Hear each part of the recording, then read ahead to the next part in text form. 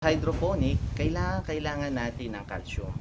Ngunit, saan ba tayo kukuha ng calcium na hindi tayo gumagastos ng malaki? So, kung naisip po ninyo ay balat ng itlog, tama po kayo. Pero ang tanong, bakit kailangan pa nating extract yung calcium sa balat ng itlog? Ang sagot, kasi kahit durugin man natin ito o pinuhin man ng pinong-pino na palang pulbos, taon pa rin ang bibilangin bago ma-absorb ito ng lettuce. Ngayon, ang tanong, paano natin ito may extract? Dito na po papasok yung suka o natural, no? So, yun po ang sa video na to makikita nyo ko kung paano natin ipaprocess yung pag-extract ng calcium sa balat ng itlog.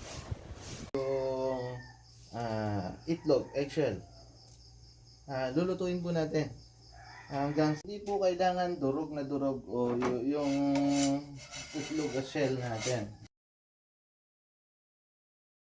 Yung ratio ng pagkuha o pag-extract ng calcium ay 1:10.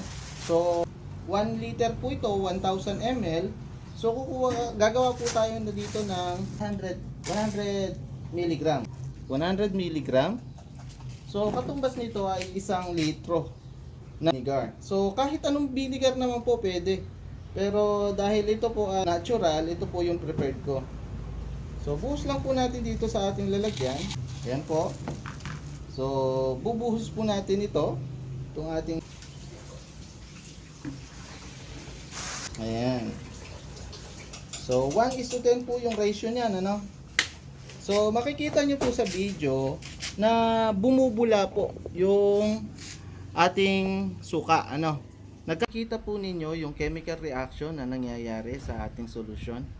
Ayan po yung mangyayari sa loob ng 5 araw hanggang 10 araw. So kapag tumigil na po yung pagbubula niyan, tapos na po yung chemical reaction niya at pwede na nating magamit sa ating hydroponic.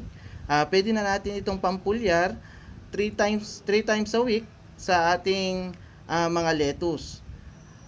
Ang ratio po ng ating solution sa tubig ay 1 gallon, 1 kutsara. 1 kutsara sa isang galon na video natin, natutunan natin kung paano extract ang calcium sa balat ng itlog.